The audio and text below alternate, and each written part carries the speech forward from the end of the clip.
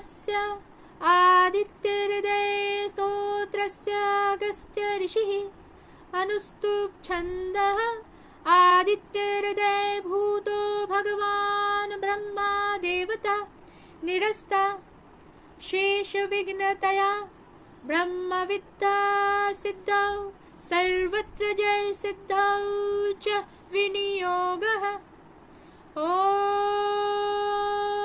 भूर्भुवस्वः तत्सवितुर्वरेण्यं भर्गो देवस्य धीमहि धियो यो नः प्रचोदयात्।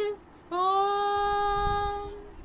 ततो युद्धपरिश्रान्तं समरे चिन्तया स्थितं रावणं चाग्रतो दृष्ट्वा युद्धाय समुपस्थितं दैवतश्च समागम्य द्रष्टुमभ्यागतो रणम् उपगम्य ब्रवीद्रामामगस्त्यो भगवांस्तदा राम राम महाबाहो शृणु गुह्यं सनातनं येन सर्वानरीन् वत्स समरे विजयस्य आदित्यं हृदयं पुण्यं सर्वशत्रुविनाशनं जयावहं जपं नित्यमक्षयं परमं शिवं सर्वमङ्गलमाङ्गल्यं सर्वपापप्रणाशनं चिन्ताशोकप्रशमनमायुर्वर्धनमुत्तमं रश्मिमन्तं समुद्यन्तं देवासुरनमस्कृतं पूजयस्व विवस्वन्तं भास्करं भुवनेश्वरं सर्वदेवात्मको हेशे तेजस्वी रश्मिभावनः एष देवासुरगणा लोकान् पाति गभस्तिभिः एष ब्रह्मा च विष्णुश्च शिवः स्कन्दः प्रजापतिः महेन्द्रो धनदः कालो यमः सोमाय पंपतिः पितरो वसवः साध्य अश्विनो मरुतो मनुः वायुर्वह्निः प्रजः प्राण ऋतुकर्ता प्रभाकरः आदित्यः सविता सूर्यः खगः पूषा गभस्तिमान् सुवर्णसदृशो भानुर्हिरण्यरेता दिवाकरः हरिदश्वः सहस्रार्चिः सप्तसप्तिर्मरीचिमान् तिमिरोन्मथनः शम्भुः स्वष्टा मार्तण्डोऽंशुमान् हिरण्यगर्भः शिशिरः तपनो हस्करो रविः अग्निगर्भोदितेः पुत्रः शङ्कः शिशिरनाशनः व्योमनाथस्तमो भेदी ऋग्यजुस्समपारगः घनवृष्टिरपाङ्मित्रो विन्ध्यवीथिप्लवङ्गमः आतपे मण्डले मृत्युः पिङ्गलः सर्वतापनः कविर्विश्वो महातेज रक्तः सर्वभवोद्भवः नक्षत्रग्रहतारानामधिपो विश्वभावनः तेजसामपि तेजस्वी द्वादशात्मन्नमोऽस्तु ते नमः पूर्वाय गिरये पश्चिमाय द्रये नमः ज्योतिर्गणानां पतये दिनाधिपतये नमः जयाय जयभद्राय हर्यश्वाय नमो नमः नमो नमः सहस्रांशो आदित्याय नमो नमः नमः उग्राय वीराय सारंगाय नमो नमः नमः पद्मो प्रबोधाय प्रचण्डाय नमोऽस्तुते ब्रह्मेशानाच्युतेशाय सुराय दिक्तवर्चसे भास्वते सर्वभक्षाय रौद्राय वपुषे नमः तमोघ्नाय हिमाग्नाय शत्रुघ्नाय मितात्मने कृतघ्नघ्नाय देवाय ज्योतिषां पतये नमः तप्तचामी गणाभाय हरये विश्वकर्मणे नमस्तमोभिनिघ्नाय रुचये लोकसाक्षिणे नाशयत्यैष वैभूतं तमेष सृजति प्रभुः पायतेष तपतेष वर्षतेष गभस्तिभिः एष सुप्तेषु जागृति भूतेषु परिनिष्ठितः एष चैवाग्निहोत्रं च फलं चैवाग्निहोत्रिणां देवाश्च क्रतवश्चैव क्रतूनां फलमेव च यानि कृत्यानि लोकेषु सर्वेषु मरमः प्रभुः एनमाप्तस्तु कृच्छेषु कान्तारेषु भयेषु च कीर्तयन् पुरुषः कश्चिन् नावसीदति राघव जयस्वैनमेकाग्रो देवदेवं जगत्पतिम् एतत्त्रिगुणितं जप्त्वा युद्धेषु विजयस्सति अस्मिन् क्षणे महाबाहो रावणं त्वं जहिष्यसि एवमुक्त्वा ततो गात्स्यो जगामास यथागतम् एतच्छ्रुत्वा महातेज नष्टशोको भवत्तदा धारयामास सुप्रीतो राघवः प्रयतात्मवान् आदित्यं त्रिक्षजप्त्वेदं परं हर्षमवात्मवान् त्रिराचम्य शुचिर्भूत्वा धनुरादाय वीरवान् रावणं प्रेक्ष्य हृष्टात्मा जयार्थं समुपागमत् सर्वयत्नेन महता वृतस्तस्य वधे भवत् अथ रविरवदनिरीक्ष्य रामं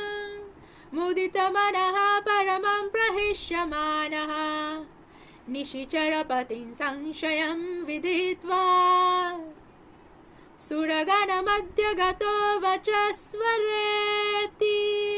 हमारे 12 आदित्य है।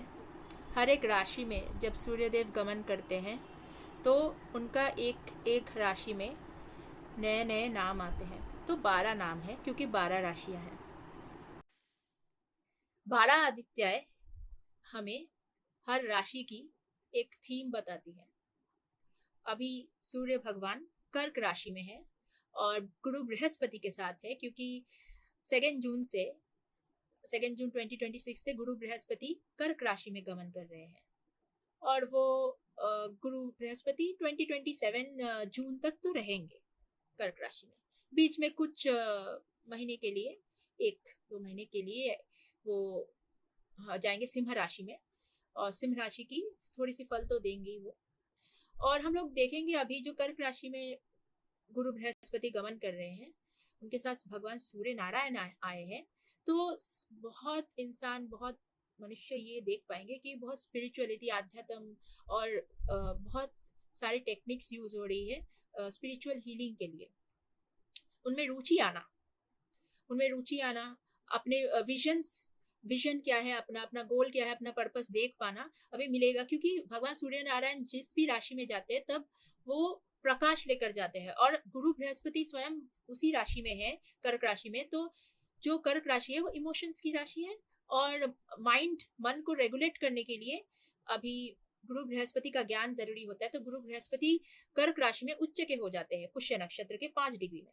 तो गुरु बृहस्पति जब कर्क राशि में उच्च के हो जाते हैं तो क्या होता है कि हम ज्ञान से अपने मन को रेगुलेट करते हैं। अब ज्ञान कुछ भी हो सकता है, ज्ञान कोई भी ज्ञान, वो ज्ञान क्रिएटिविटी के थ्रू आए, वो ज्ञान हीलिंग के थ्रू आए, वो ज्ञान reiki, crystals, tarot, numerology, astrology, ज्योतिष, वैदिक ज्योतिष के थ्रू आए, कैसे भी आए, कोई भी सोर्स हो, ज्ञान आपके कोई भी सब्जेक्ट पढ़ाई से आए, साइकोलॉजी पढ़ के आए क्योंकि कर्क राशि साइकोलॉजी भी दिखाती है पढ़ने की, काउंसलिंग करने की, होम मेकिंग के थ्रू आए, मैनेजमेंट के थ्रू आए क्योंकि कर्क राशि होम मेकिंग, होम मदर से भी जुड़ी हुई है, मातृत्व भाव से आए। आप बहुत महिलाएं कंसीव करेंगी तो उन्होंने कंसीव किया है, प्रेग्नेंट हुए हैं ये इसलिए क्योंकि ये मदर की राशि भी है, यहाँ पे गर्भ है, कि मदरहुड का ज्ञान मिलेगा।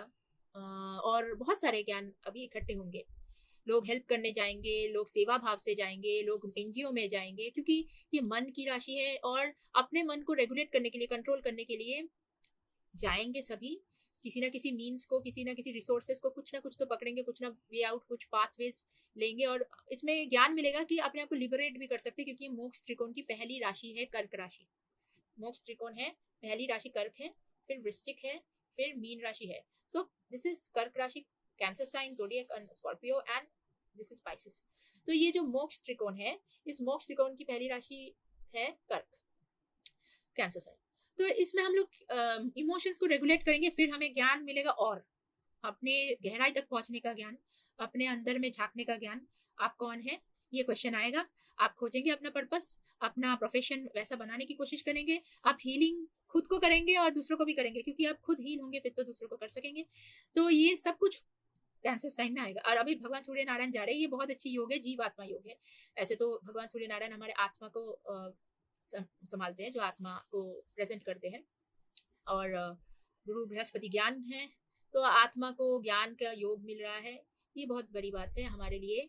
ये बहुत अच्छा गोचर है, बहुत अच्छी ट्रांसिट है। This is a very good transit for all of us, spiritually develop करने के लिए, आध्यात्म मार्ग में चलने के लिए भी, और सिर्फ ये नहीं, क्रिएटिविटी में भी, काउंसलिंग में भी, सेवा भाव में, all the ways to uplift yourself, creativity से कैसे भी, क्योंकि चंद्रमा की राशि है ना, तो क्रिएटिविटी वैसे ही आएगी। सारे 16 कलाएं जो है, जैसे भगवान श्री कृष्ण की आती है तो वैसे ही आती है, यहाँ पे भी 16 कलाएं आ जाएगी। चंद्रमा की तिथि जो है, जो तिथि आती है वो 16 है, 16 कलाएं हैं, 16 तिथि है। आप अमावस्या से पूर्णिमा तक जाइए, फेजेस देखिए, आपको मिल जाएंगे 16।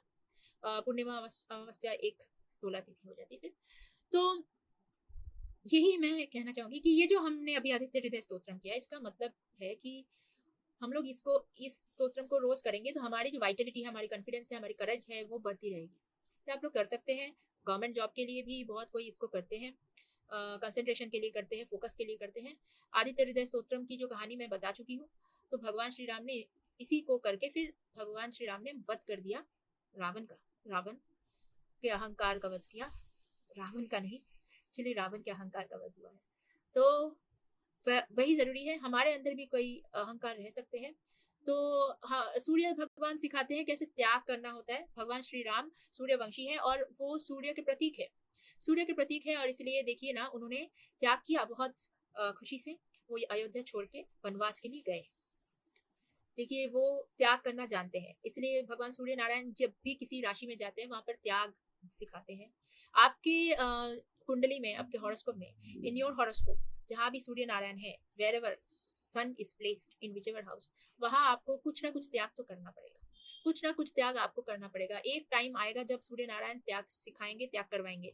नैसर्गिक जो एज है, मतलब नेचुरल एज है सूर्य भगवान की, हाँ, वो हम लोग को उस एज में भी आपको दिख जाएगा।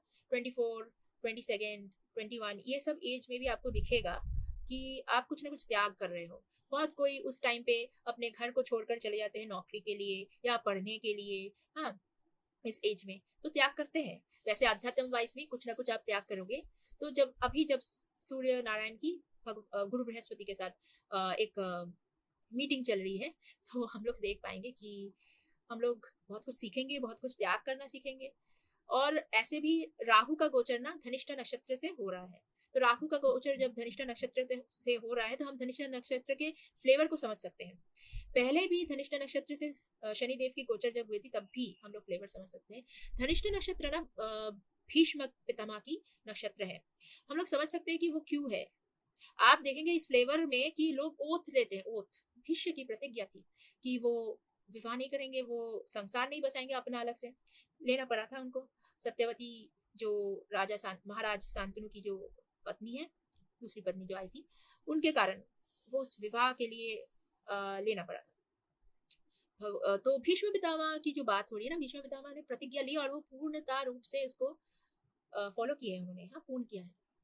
तो इस वजह से हम देखते हैं कि मकर लग्न के जो जातक जातिका होते हैं, उनका जो नक्षत्र आता है ना, लास्ट वाला जो नक्षत्र आता है वो है धनिष्ठा।